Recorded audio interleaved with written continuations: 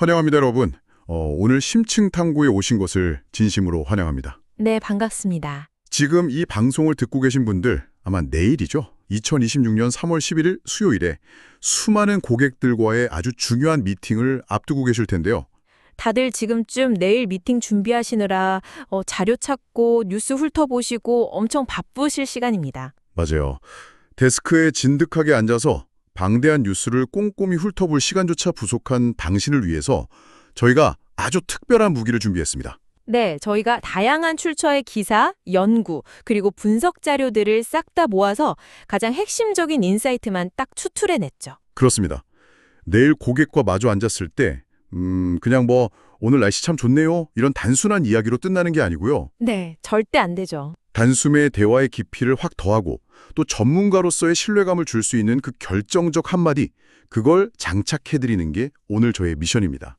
오늘 우리가 살펴볼 자료들의 면면이 진짜 다채롭거든요. 시장의 극심한 변동성을 보여주는 글로벌 경제 지표부터 시작해서 네, 롤러코스터죠, 완전. 맞아요. 그리고 당장 우리 고객들의 일상이나 가계부, 건강에 직결되는 사회 의료 정책들도 있고요. 대화의 폭을 확 넓혀줄 국내외 정치, 지정학적 이슈까지 전부 아우르고 있습니다. 와, 벌써부터 든든하네요. 단순히 이런 뉴스가 떴습니다 라고 팩트만 읽는 게 아니라요. 이 현상들이 막 얽히고 설켜서 우리 고객들의 자산과 미래에 어떤 영향을 미칠지 그 연결고리를 찾아내는데 집중해 보겠습니다. 아주 좋습니다. 어려운 경제 용어, 복잡한 배경 지식, 이런 건 저희가 싹 다 빼고 아주 쉽게 풀어서 설명해 드릴 테니까요. 그냥 편안하게 들으시면서 내일 미팅 테이블에서 써먹을 아이디어만 쏙쏙 챙겨가시면 됩니다. 네, 가벼운 마음으로 들어주시면 되겠습니다. 그럼 지체 없이 바로 시장 이야기부터 시작해 볼까요? 이 주제는 그 자산가 고객이나 주식, 코인 등 투자에 관심 많은 분들 만날 때 던지기 정말 완벽한 주제잖아요. 네, 어제 코스피 시장 정말 미쳤었죠. 그러니까요. 그야말로 폭발적이었습니다.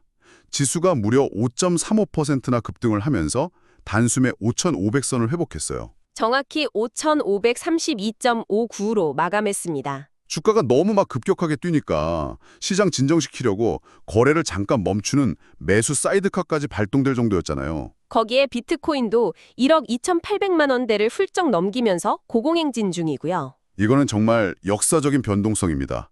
하루 만에 5%가 넘는 지수 상승은 지금 시장의 엄청난 유동성과 기대 심리가 확 쏠려 있다는 증거거든요. 도대체 이유가 뭐였죠? 이 엄청난 급등의 표면적인 트리거는 바로 트럼프 대통령의 발언 때문이었습니다.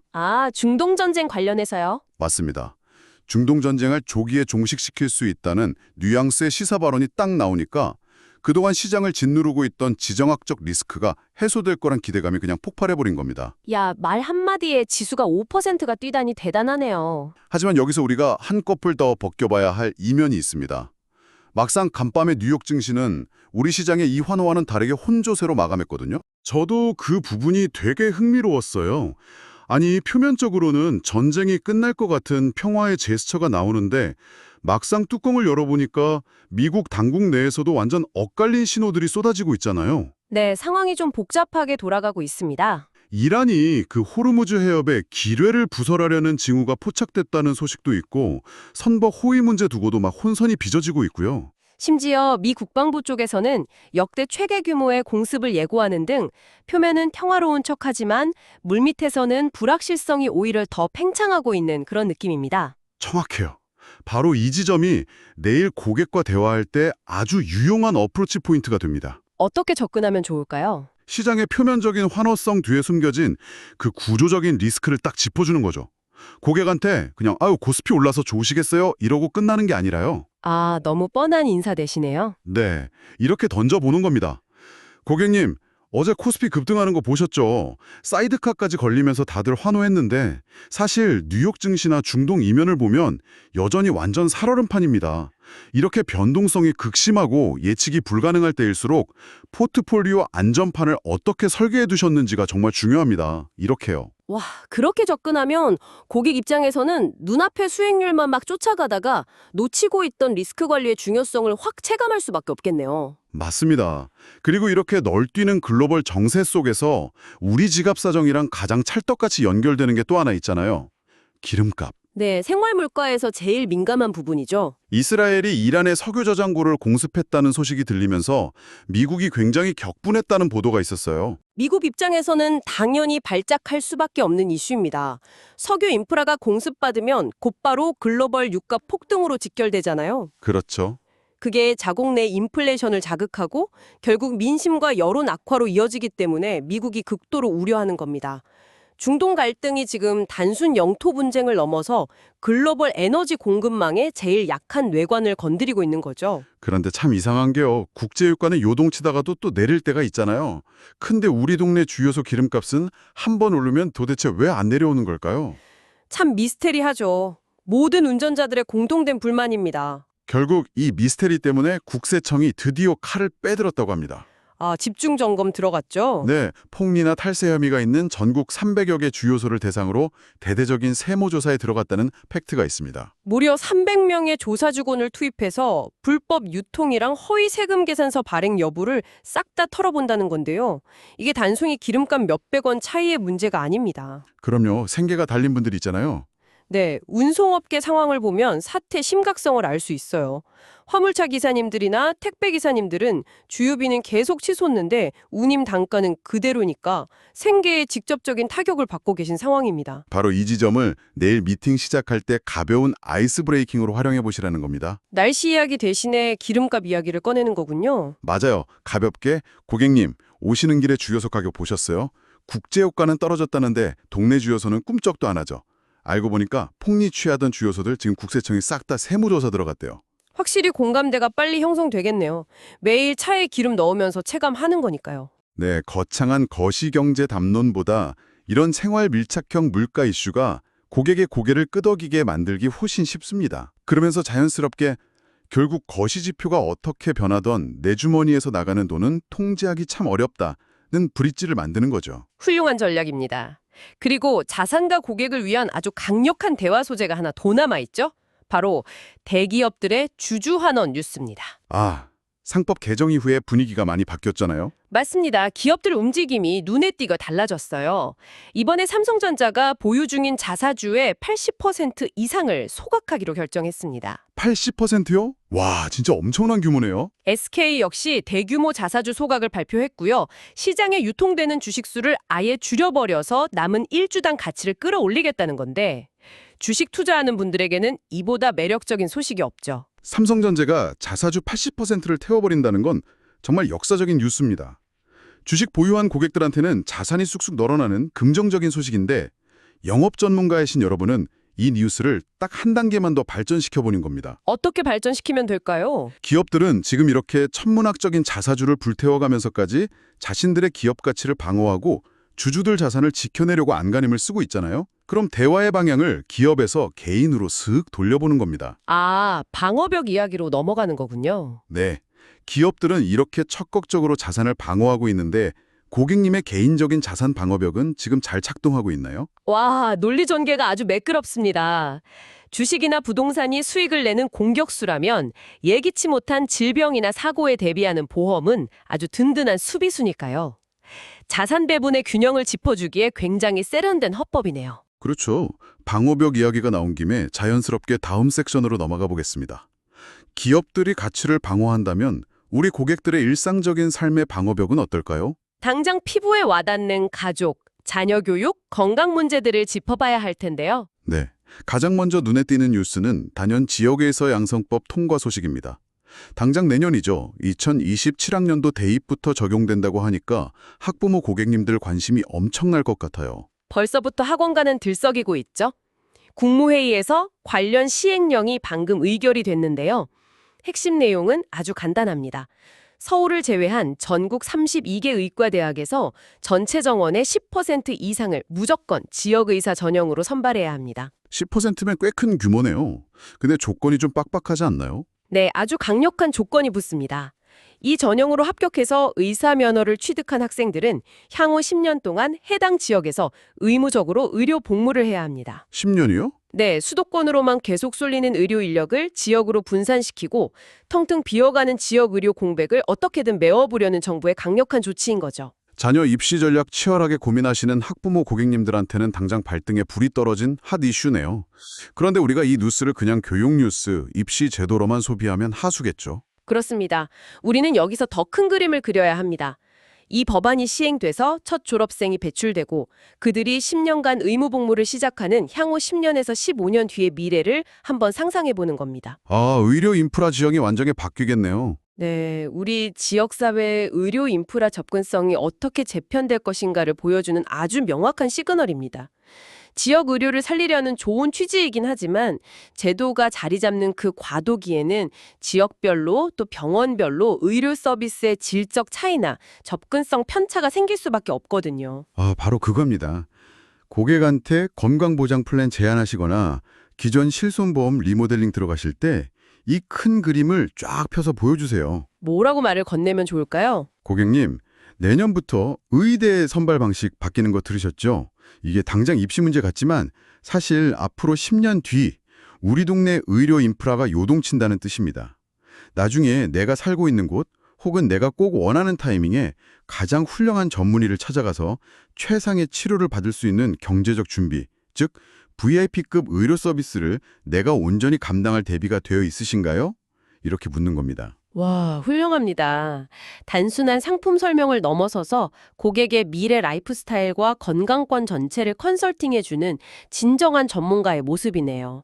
공공의료 인프라의 변화를 개인의 사적 대비 필요성으로 연결하는 완벽한 논리입니다. 감사합니다. 그리고 이와 좀 비슷한 맥락에서 젊은 부부 고객들과 상담할 때 꼭 활용하셔야 할 다소 씁쓸한 소식이 하나 더 있습니다. 산후도우미 예산 부족 사태 말씀하시는 거죠? 네, 저 이거 뉴스 보고 진짜 눈을 의심했어요. 아니, 저출산이 국가적 위기라고 맨날 뉴스에서 떠들고 예산 수십조 쏟아붓는다고 하잖아요. 그렇죠. 항상 듣는 이야기죠. 근데 정작 현장에서는 지자체 예산이 바닥이 나서 산후도우미 지원금 지급이 수개월째 딜레이되고 있다는 겁니다. 더 기가 막힌 건 올해 배정받은 예산으로 작년에 밀린 연체금을 갖고 있대요. 일명 예산 돌려막기를 하고 있는 거군요. 네, 이게 무슨 신용카드 불량자도 아니고 이 사태 때문에 산후도우미 업체들은 임금 체불에 시달리고요. 당장 서비스가 절실한 산모들은 정부 지원금을 제때 못 받으니까 눈물을 머금고 예약을 취소하는 어처구니 없는 상황이 벌어지고 있습니다. 참 안타까운 현실입니다. 근데 이게 단순히 어느 한 지자체의 행정착오나 실수로 치부하고 넘어갈 문제가 절대 아니에요. 그러며 구조적인 문제죠. 젊은 세대 고객분들과 상담을 하다 보면 가끔 이런 반응 접하시잖아요. 요즘은 뭐 출산부터 육아까지 국가에서 웬만한 건 다 지원해주지 않나요? 맞아요.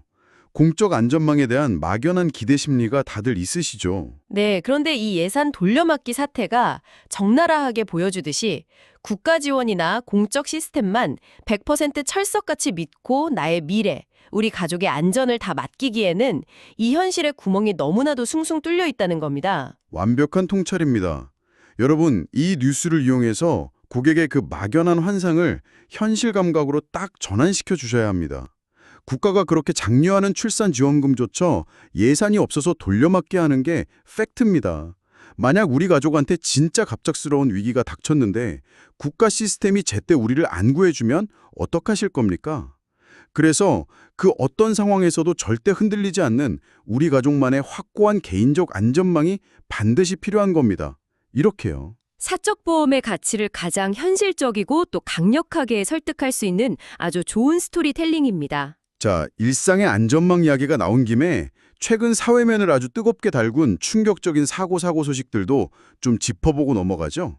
우리 주변에 얼마나 통제 불가능한 위험들이 도사리고 있는지 환기하기 딱 좋은 소재들입니다. 최근에 반포대교에서 있었던 사고가 특히 충격적이었죠. 네, 서울 반포대교에서 포르쉐 차량이 강으로 추락하는 아주 아찔한 사고가 있었는데요. 나중에 이 차량을 인양해서 내부를 조사해 보니까 세상에 프로포폴 빈병이 무려 100여 개나 쏟아져 나왔습니다. 네, 영화에서나 볼 법한 일이 도심 한복판에서 일어난 건데요. 이 사건이 단순 교통사고를 넘어서 엄청난 사회적 파장을 일으킨 이유가 있습니다. 그 동승자 때문이죠? 네, 발견된 프로포폴 빈병 중 일부가 사고 차량에 동승했던 간호조무사의 실제 근무지에서 유출된 걸로 확인이 됐습니다. 야, 병원에서 그걸 빼돌렸다는 거네요? 그래서 경찰은 이게 단순한 개인의 일탈을 넘어서 병원 차원의 어떤 조직적인 약물 빼돌리기가 있었는지, 추가 공범은 없는지 수사망을 대대적으로 넓히고 있습니다. 마약류나 의료용 약물 오남용 문제가 얼마나 우리 일상 깊숙이, 그것도 전문 의료 인력이랑 연계돼서 퍼져 있는지 섬뜩한 단면이죠. 소름 돋는 사건이 이뿐만이 아닙니다. 최근 발생한 모텔 연쇄살인 사건 피해자죠. 김소영에 대한 검찰 수사 결과가 발표가 됐어요. 범행 수법이 정말 치밀했잖아요. 악랄하죠, 진짜. 이 피해자가 범행 준비한 과정을 보면요. 평범한 환자인 척 병원에 가서 의사한테 특정 약물을 처방받고 사전에 인터넷으로 그 약물의 치사량, 위험성 이런 걸 아주 꼼꼼하게 다 검색을 했다고 합니다. 투약량을 스스로 조절해 가면서 살인을 준비한 거죠. 네, 검찰은 이걸 타인을 철저하게 도구화해서 자기 욕망을 채운 일종의 이상동기 범죄로 규정을 했습니다. 지금 말씀하신 이 두 사건을 우리가 그냥 매일 보는 범죄 뉴스, 가십거리로 소비하고 끝낼 게 아닙니다. 우리 사회의 리스크 지형도가 지금 어떻게 변종되고 있는지 명확히 보여주거든요. 어떤 의미일까요? 전문 인력이 뒤에서 연루된 광범위한 약물 유출이나 겉으로는 아주 평범하고 선량해 보이는 이웃이 뒤에서는 철저하게 계획해서 저지르는 이상동기범죄. 이런 것들은 우리가 아무리 평소에 조심하고 교통법규 잘 지키고 살아간다고 해도 피하기 어려운 것들입니다. 길을 걷다가 혹은 매일 가는 일상적인 공간에서 언제 마주칠지 모르는 거잖아요. 맞습니다.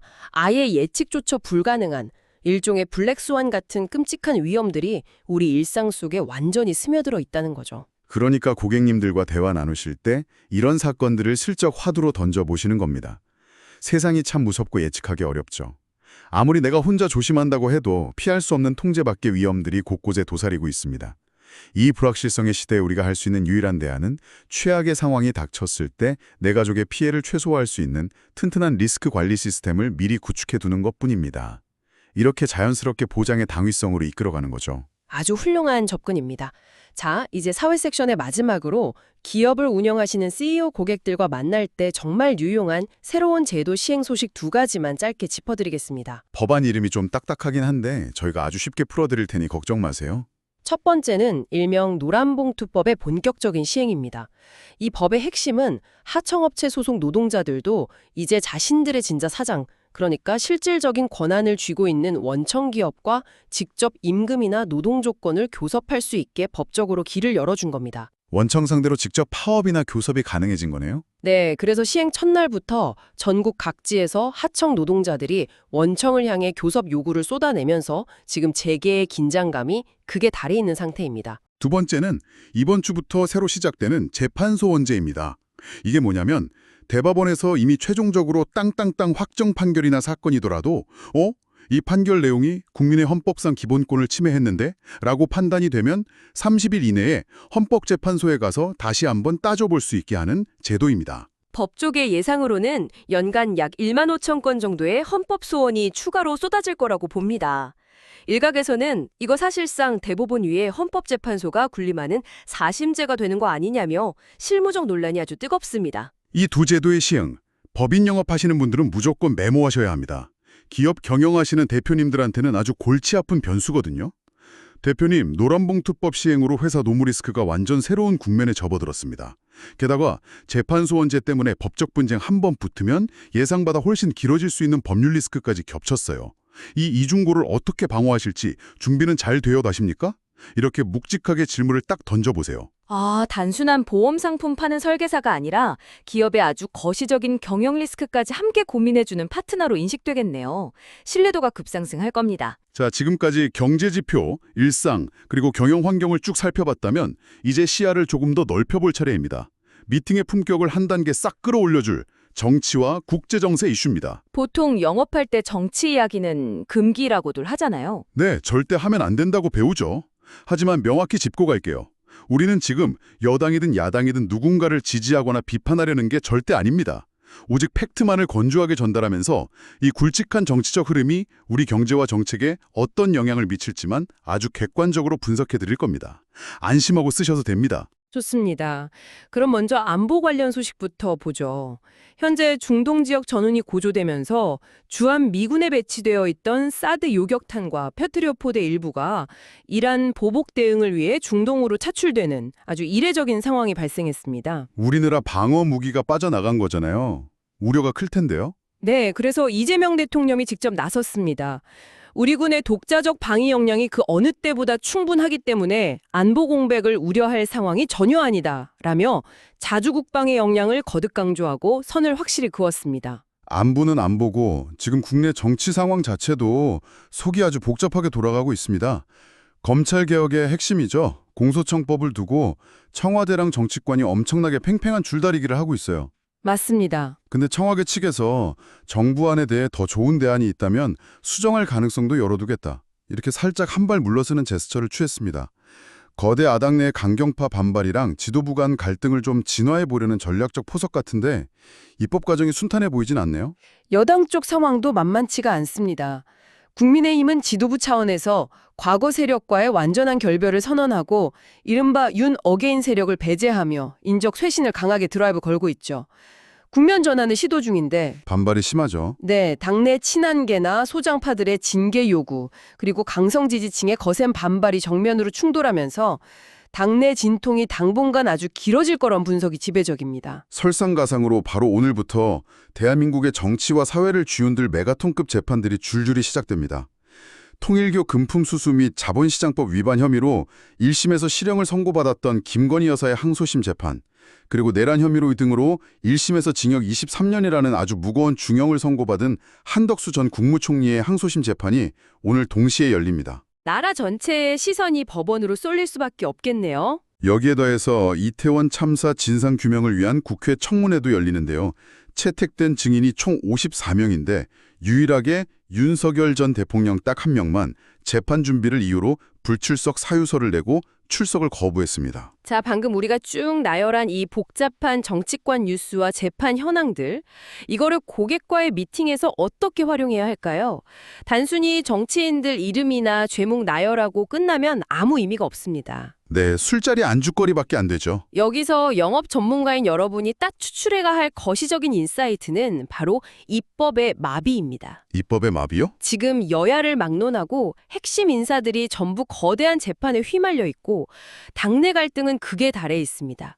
이런 국면에서는요, 세금 개편안이나 경제 활성화 법안, 부동산 규제 완화 같은 우리 삶에 직결된 굵직한 민생 정책들이 국회 문턱을 넘기가 정말 힘들어집니다. 완벽하게 이해했습니다. 절세 플랜이나 세법 개정 혜택을 애타게 기다리고 있는 VIP 고객단 만났을 때 이렇게 브리핑하는 거군요. 네, 어떻게 치고 들어가면 될까요? 고객님, 오늘부터 시작되는 메가톤급 정치 재판들 뉴스 보셨죠?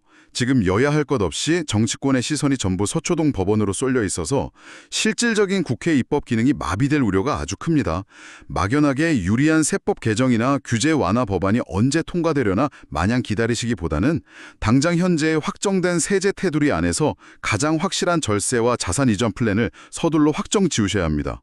와, 이거 진짜 무릎을 탁 치게 만드는 놀라운 논리 전개네요. 당장 오늘 계약서에 사인해야 할 명분을 만들어주는 팩트 폭격이죠. 네. 자, 국내 정치가 이렇게 꽉 막혀 있는 동안 바다 건너 국제 정세는 말 그대로 폭발 직전입니다. 개전 10일차를 맞은 중공 전쟁의 참혹함이 극에 달하고 있습니다. 이스라엘이 레바논 지역을 타격하면서 살상력이 너무 커서 국제적으로 금지된 무기죠. 일명 악마의 무기라 불리는 백린탄을 사용했다는 의혹이 불거졌습니다. 끔찍하네요. 심지어 발암성 제초제까지 투하했다는 주장도 겹치면서 국제사회의 비난이 엄청 거세지고 있죠. 이에 맞서는 이란의 태도도 아주 살벌하게 그지없습니다. 아까 언급했던 트럼프의 종전 발언을 비웃기라도 하듯이 전쟁을 언제 끝낼지는 오직 우리가 결정한다 라며 으름장을 놨고요. 유럽 쪽에도 협박을 했잖아요. 네, 유럽 국가들을 향해서 미국과 이스라엘 외교관들을 너희 나라에서 당장 쫓아내면 호르무즈 해협을 무사히 통과하게 해주겠다는 아주 극단적이고 조건부적인 협박을 내놓았습니다. 글로벌 물류의 목줄을 쥐고 전 세계를 상대로 인질극을 벌이는 셈이죠. 이런 어수선한 혼란을 틈타서 동북아시아에서는 또 다른 지각 변동이 일어나고 있습니다. 당장 내일 3월 12일부터 무려 6년 만에 북한과 중국을 오가는 여객 열차 운행이 전면 재개된다고 합니다. 코로나 사태 이후로 아주 굳게 닫혀있던 국경이 열린 건데요. 이것은 단순하게 여행객들이 이동한다는 걸 의미하는 게 아닙니다. 글로벌 패권 경쟁 속에서 중국이 북한과의 경제적, 인적 밀착을 대외적으로 과시함으로써 미국을 향한 외교적 협상력과 지렛대를 한층 강화하려는 아주 고도의 전략적 움직임으로 해석하셔야 합니다. 정말 쉴 틈 없이 달려왔네요. 시장에 미친 변동성부터 동네 주유소 가격표, 의대 입시 변화와 충격적인 사회범죄, 그리고 꽉 막힌 정치권과 유동치는 국제정세까지. 여러분, 오늘 다룬 이 방대한 팩트들만 잘 꿰어 맞춰도 내일 미팅 테이블의 분위기를 완벽하게 압도하실 수 있을 겁니다. 네, 어떤 화제가 나와도 자신 있게 받아치실 수 있을 겁니다. 어느덧 오늘 심층 탐구를 마무리할 시간이 다가오네요. 지식을 든든하게 채웠으니 이제 고객의 마음을 활짝 열어젖힐 감성적인 첫인사 팁 하나 얹어드리겠습니다. 내일 첫 만남의 오프닝은 날씨가 제격입니다. 내일 날씨는 여러모로 좀 주의가 필요하거든요. 대기 정체가 워낙 심해서 전국 대부분 지역의 초미세먼지 농도가 나쁨 수준을 기록할 것으로 보입니다. 마스크 꼭 챙기셔야겠네요. 반면에 서울 낮 기온은 영상 10도까지 훌쩍 오르면서 아침 저녁과 낮의 일교차가 매우 크게 벌어집니다. 영남 일부 지역은 대기가 몹시 메말라 있어서 건조특보까지 내려져 있는 상태고요. 이 알찬 날씨 정보를 내일 고객을 만나자마자 환한 미소와 함께 싹 건네보세요. 고객님, 오늘 낮 기온이 10도까지 올라서 겉보기엔 참 따뜻해 보이는데 공기 중에 초미세먼지가 가득 차 있다고 하네요. 일교차도 크니까 호흡기 질환이나 감기 안 걸리시게 특별히 조심하셔야 합니다. 참 따뜻한 접근이네요. 전문적인 시장 브리핑이나 날카로운 상품 제안 다 좋지만 그에 앞서 오직 고객의 건강과 안위를 걱정하는 이 따뜻한 안부 인사 한마디가 고객의 그 굳건한 경계심을 눈 녹듯이 허물어뜨릴 겁니다. 맞습니다. 마음이 열려야 귀도 열리는 법이니까요. 전문가님, 오늘의 긴 여정을 마무리하면서 내일 필드로 나갈 청취자분들께 힘이 될 만한 명언 한 구절 부탁드릴까요? 네, 오늘 준비한 문장은 조지 에데어의 명언입니다. 당신이 원하는 모든 것은 두려움의 반대편에 있다. 당신이 원하는 모든 것은 두려움의 반대편에 있다. 참 깊은 울림을 주는 문장입니다.